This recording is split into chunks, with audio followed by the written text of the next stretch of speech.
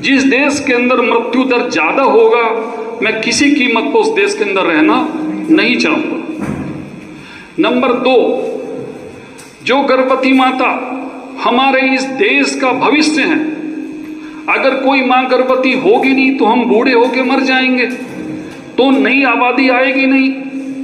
और अगर हम उन गर्भवती माताओं को भी गर्भ के समय मार देते हैं, उनकी मृत्यु हो जाती है, तो मैं उस देश के अंदर रहना कभी स्वीकार नहीं करूंगा। नंबर 3, जिस देश के अंदर बच्चों का पोषण वो हष्ट-पुष्ट ना हो, उनका पोषण जिसके अंदर हम उन्हें भोजन देते हैं वो पुष्ट होते हैं, अगर वो कुपोषित होंगे, भारत के अंदर 50% बच्चे कुपोषित हैं। हमारे यहाँ की समस्त गर्भवती माताओं में से 60% माताएं खून की कमी की शिकार हैं। तो मैं ऐसे देश के अंदर रहना कभी नहीं हो सकता। तो अगर आपको किसी देश के अंदर रहना है, उसके सबसे अच्छे इंडिकेटर करने हैं, तो बच्चों की मृत्यु को रोकना होगा, गर्भवती माताओं की मौत ना हो, हम सबको मिलकर सोचना होगा, और बच्चे हमारे पुष्ट, बलशाली, मजबूत, हिंदुस्तान की जागीर आगे पूरी वही है, वही हमारा नाम करेंगे, तो वो हमेशा होने चाहिए। हमारे बच्चों की मौत के केवल 2 कारण हैं। सबसे पहला कारण है बच्चों के अंदर दस्तों का होना, दूसरा कारण है हमारे अंदर बच्चों का नमूनिया होना, जिसे बोलते हैं डब्बा हो गया। केवल 2 बीमारियां ऐसी हैं जिससे बच्चों की मौत होती है। गर्भवती माताओं के अंदर मौत का एक ही कारण है, खून की कमी होना। तो हमें हर हालत के अंदर, आज हमारे पास जो वैक्सीन है, जो वैक्सीन मैं आपके बच्चों को लगा रहा हूं निःशुल्क, एक बच्चे के टीकाकरण पे भारत सरकार का खर्च आ रहा है 47,300 रुपए। इन 47,300 रुपए का निःशुल्क आपको दिया जा रहा है। उसमें मेरा खर्चा भी शामिल है, मेरी सैलरी भी शामिल है, मुझे 2.5 लाख रुपए का जो तेल मिलता है वो भी शामिल है, मेरे ड्राइवर साहब की जो सैलरी है वो भी शामिल है, हमारी जो जगह जगह कोल्ड चेन रखी है, जो आईओ साहब बैठे हैं उनकी सैलरी शामिल है। तो ये एक बहुत बड़ा खर्च, ये समस्त खर्च जो है हमारी सामर्थ्य नहीं है उठाने की। हमारे अंदर इतनी क्षमता नहीं है कि पूरे भारत के अंदर हम इतने बच्चों का टीकाकरण कर सकें। हमारे पास इतने संसाधन नहीं है कि हम एक ऐसा कोल्ड चेन, ऐसा फ्रिज ले आए जिसकी कीमत 8 लाख रुपए हो, और वो 8 दिन तक अगर बिजली ना आए तो हमारी वैक्सीन खराब ना करे। अमेरिका के सबसे बड़े कुबेर बिल गेट्स अपनी आमदनी का 92% भारत, पाकिस्तान, अफगानिस्तान, नेपाल और श्रीलंका पर, इन 5 देशों के ऊपर बच्चों के टीकाकरण पर खर्च कर रहे हैं। जितना सब कुछ आप टीके लगा रहे हैं, जितने बड़े बड़े फ्रिज हैं, जितनी हमारी गाड़ियों का फ्यूल है, जितनी हमारी गाड़ियां हैं, सारा खर्च वो कुबेर जो है अपनी आमदनी का 92% दान दे रहे हैं। और उन्होंने ये घोषणा की है कि जैसे उनका बेटा 25 वर्ष का हो जाएगा, वो इसे बढ़ा के 98% कर देंगे, केवल 2% आमदनी वो अपने परिवार के लिए रखेंगे। तो एक तरफ वो लोग हैं जो अपनी संपूर्ण आमदनी का 98% हमारे बच्चों के लिए सोचते हैं, हमारे बच्चे कुपोषित ना हो, हमारे बच्चों के अंदर टीकाकरण हो। अगर बच्चों के अंदर बीमारी नहीं होगी तो बच्चे स्वस्थ होंगे, बढ़िया भोजन मिलेगा, पोषण मिलेगा, उनको बीमारियां कम होंगी। मुझे यहां आए हुए लगभग 40 मिनट हुए हैं, 80 लोग हिंदुस्तान के अंदर टीबी से मर चुके हैं। 1 मिनट के अंदर हमारे यहां पर 2 लोग टीबी से मर रहे हैं। और टीबी का सबसे आसान इलाज दवाई नहीं है, बलगम की जांच भी नहीं है, एक्सरे भी नहीं है, जन्म के 24 घंटे के अंदर बीसीजी का एक टीका है। अगर हमने किसी बच्चे को जन्म के समय 24 घंटे के अंदर बच्चे को बीसीजी का टीका लगा दिया तो बच्चा जीवन पर्यंत टीबी से मुक्त रहेगा। इसलिए मेरा आप सब लोगों से निवेदन है, अपने गांव के अंदर किसी भी आशा को, किसी भी दाई को किसी भी हालत में डिलीवरी ना करने दें। समस्त डिलीवरियां, जो भी बच्चे पैदा हो रहे हैं, आप मेरी एम्बुलेंस मंगाइए। 102 की एम्बुलेंस 19 मिनट के अंदर आपके दरवाजे पर आएगी। बच्चे की बीमार हो, गर्भवती माताएं हो, खरखोदा में डॉक्टर साहब ने 24 घंटे आपकी महिलाओं के लिए 24 घंटे डिलीवरी की सुविधा की है। अगर उसको ऑपरेशन की जरूरत है, फिर मेरी एम्बुलेंस मेडिकल कॉलेज या पीएल शर्मा जाएगी, वहां पर उनका ऑपरेशन भी निःशुल्क है। किसी भी कीमत पर किसी भी महिला का डिलीवरी किसी भी हालत में अनट्रेन्ड लोगों से ना होने दें। 24 घंटे के अंदर अंदर उन बच्चों का पूरा टीकाकरण अस्पताल के अंदर कराएं। हम पोलियो की 0 डोज, टीबी के लिए बीसीजी और हेपेटाइटिस जो काला पीलिया होता है उससे बचाव के लिए तीनों टीके निःशुल्क दे रहे हैं। 1400 रुपये ग्रामीण क्षेत्र के लिए और 1000 रुपये शहरी क्षेत्रों के लिए हम वहां भी दे रहे हैं।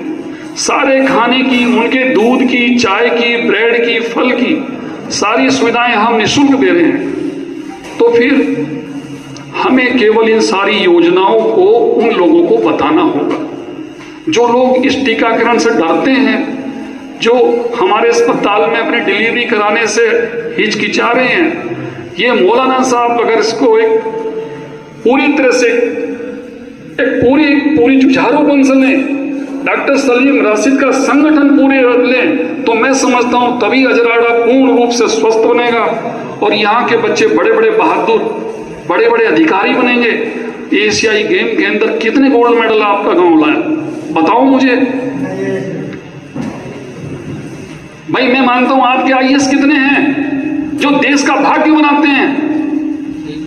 आपके गांव से आईआईटी इंजीनियरिंग के अंदर कितने बच्चे हैं जो देश की सड़कें, पुल बना रहे हैं, बड़े बड़े स्टेडियम बना रहे हैं। कितने बच्चे आपके यहाँ हैं जो एमबीबीएस करके एमडी स्पेशलिस्ट हैं। आप बोल रहे हैं कि दूसरे बच्चों को ला करके, डॉक्टरों को ला करके कैंप करें, हम करेंगे, लेकिन आपके गांव का योगदान क्या है डॉक्टरों के लिए? क्या आपके बच्चे बड़े बड़े विशेषज्ञ, अच्छे बड़े हड्डी के doctor, ENT, cardiologist, nephrologist, neurologist नहीं होने चाहिए? कितनी लड़कियां आपके गांव के अंदर जो गांव के अंदर एसडीएम, आईएएस, डॉक्टर, इंजीनियर हैं? यहां हमें सोचना होगा। अजराड़ा के अंदर जैसे मैं देख रहा हूं, घुसा हूं, मुझे लगा है अजराड़ा के अंदर वो शक्ति है, वो ताकत है, वो हिम्मत है जो इतना सुंदर मदरसा बना सकती है, तो वो इस देश के, इस गांव के बच्चों का भविष्य भी बना सकती है। ये सारी बातें हैं। अब मौलाना साहब ने जो बातें की हैं उसको बहुत ध्यान से सुनने की जरूरत है। आपने एक पीएससी की डिमांड की है, प्राथमिक स्वास्थ्य केंद्र की। प्राथमिक स्वास्थ्य केंद्र के लिए 19 से 20 हजार की जनसंख्या और 2 प्राथमिक स्वास्थ्य केंद्र के अंदर 3 किलोमीटर की दूरी जरूरी है। आपका गांव 100% उसके अंदर सारे मानक पूरे कर रहा है, लेकिन 8.5 करोड़ रुपए एक पीएससी के निर्माण में लगते हैं। मैं परसों कपसाड़ गांव के अंदर गया। सरदना का एक कपसाड़ गांव है। मुझे जितना दुख अपने जीवन में कभी नहीं हुआ जितना उस दिन हुआ। 8.5 करोड़ रुपए का सारा पैसा ऐसे जंगल के अंदर लगा दिया गया। छोड़िए महिलाओं, कोई महिला तो वहां आ ही नहीं सकती। 4 किलोमीटर गन्ने के खेत, हमारी गाड़ी जा रही थी तो मैंने कहा ड्राइवर साहब ऐसा ना कोई हमारी गाड़ी रोक दे और हमारे पर्स मोबाइल ही छीन ले। तो आप ध्यान रखिए, प्रधान जी हैं यहाँ पर, तो मैं इनसे निवेदन करता हूं आप सभी लोगों से और आपकी संस्था से, जब भी आप प्राथमिक स्वास्थ्य केंद्र के अंदर जगह दें, ऐसी जगह दें हमारे कर्मचारी वहां पे अपने आप को सुरक्षित समझें। पूरे गांव के दूर शमशान या कब्रिस्तान के पास ना दें। तो ये आपको ध्यान रखना है, जो जमीन आप देंगे जमीन आपको ही देनी पड़ेगी। यहाँ की जो ग्राम पंचायत है वो जमीन देगी, लेकिन जमीन देते हुए अधिकतर प्रधान अपनी जमीन वहां देते हैं जहां कोई ना कोई रह सकता है, ना वहां मरीज पहुंच सकते हैं। 7.5 लाख भारतवर्ष के अंदर हमारे गांव हैं। भारत सरकार की एक नई नीति आई है। उस नई नीति में ये है कि हम हर गांव के अंदर एक अपना हेल्थ वेलनेस सेंटर देंगे। हेल्थ वेलनेस सेंटर के अंदर आपके शुगर की जांच, आपके खून की जांचें सारी होंगी, HIV, सिफिलिस सारी जांचें होंगी और आपको वहां से टेली मेडिसिन भी मिलेगी। अगर वो डॉक्टर आपका इलाज नहीं कर पा रहा है तो AIIMS medical college, Meerut medical college और सुभारती मेडिकल कॉलेज से बड़े बड़े विशेषज्ञ हैं, वो उनसे बात करके आपके सारी दवाइयां आपको दिलवाएगा। इसके लिए हम हेल्थ वेलनेस सेंटर बना रहे हैं। अजराड़ा वो मानक भी पूरे कर रहा है।